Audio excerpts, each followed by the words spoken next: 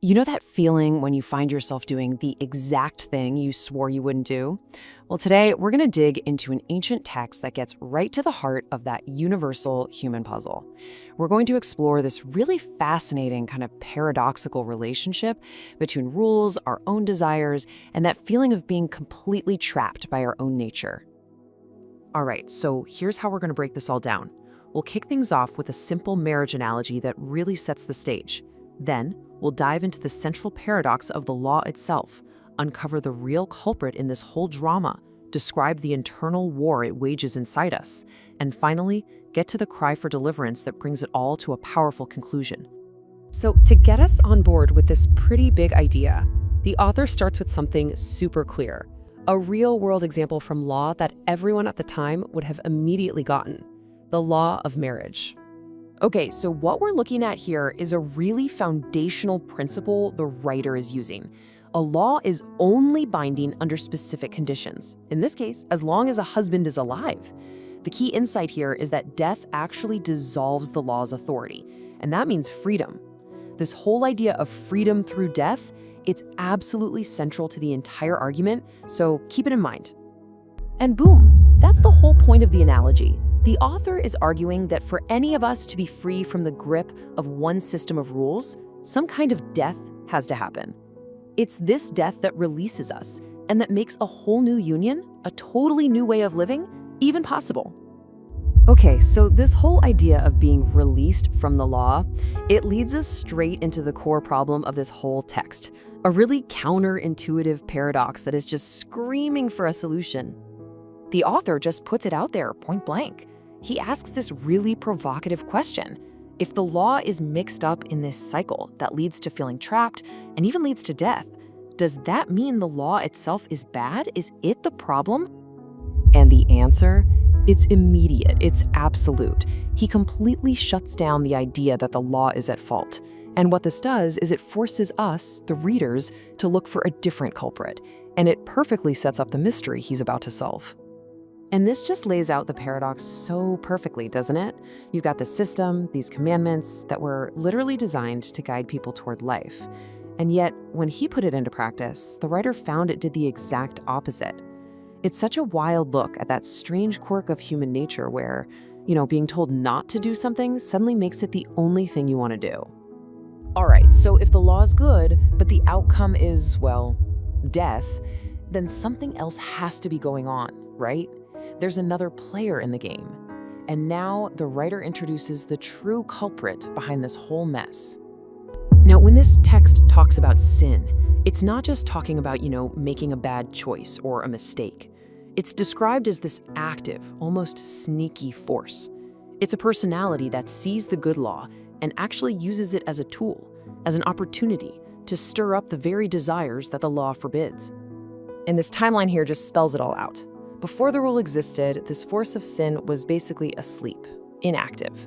But the moment the commandment, a good, clear rule, shows up on the scene, sin springs to life, and the author says, I died. The law, without meaning to, just gave sin the opening it was looking for. And here's the real kicker. Sin is a deceiver. It hijacks something good and holy, like the commandment, you shall not covet, and it twists it. It turns it into a weapon. The very rule that was meant to protect you becomes the tool that sin uses to condemn you. So the writer brings it all back around one more time, just to be crystal clear. The law gets a complete pardon. It is holy, just, and good. It is not the problem. The problem is this other force, sin, that has found a way to operate inside the human system. And realizing this leads to a really personal, really intense reflection on our own internal conflicts. So now let's see how this paradox actually feels on the inside. The author describes it in a way that is, well, it's one of the most relatable descriptions of a struggle ever written. It's like a civil war happening inside of one person. This right here is the absolute core of the struggle. The intention is good, right? The mind agrees with the law, it delights in it, but the action is the complete opposite. He says the evil he wants to avoid is the very thing he ends up doing. It's a total breakdown between what he wants to do and what he actually does. I mean, just listen to the language here. It is a cry of pure frustration and confusion. There is a complete disconnect between his intentions and his performance. The will to do good is there. He's got that. But the actual ability, the power to carry it out, he says he just can't find it. And that is a feeling I think we can all recognize. So how does he explain this total disconnect? Well, he makes this really fascinating distinction.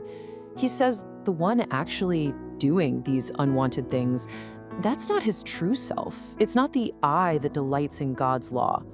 No, he blames it on this separate, indwelling entity, the sin that dwells in me.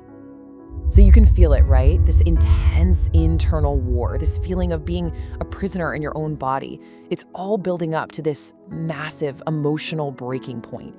It becomes this anguished cry for help. And there it is, the absolute climax of the entire argument. After diagnosing the problem so brilliantly, so thoroughly, the author just admits his own powerlessness.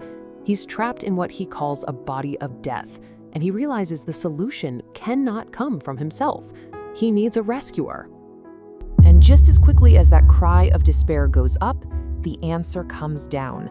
The tone shifts like lightning from complete desperation to this profound gratitude. The deliverance he's searching for isn't found inside himself, but through an external figure, Jesus Christ. So, the whole argument wraps up with this final summary of the two competing forces. You've got the mind, the true self, which serves God's law. But then you have the flesh, our fallen nature, which serves the law of sin. The internal division is still very real, but the game-changing difference now is that a path to deliverance has been found, offering real hope right in the middle of the struggle. All right, so let's just quickly run through the big takeaways here. First, the law is good. It's our moral compass. It shows us right from wrong. But this internal force, sin, hijacks that compass to stir up trouble. This creates that universal war we all feel between our best intentions and our actual actions. And crucially, the solution presented here isn't to just grit your teeth and try harder, but to look for a deliverer who comes from outside yourself.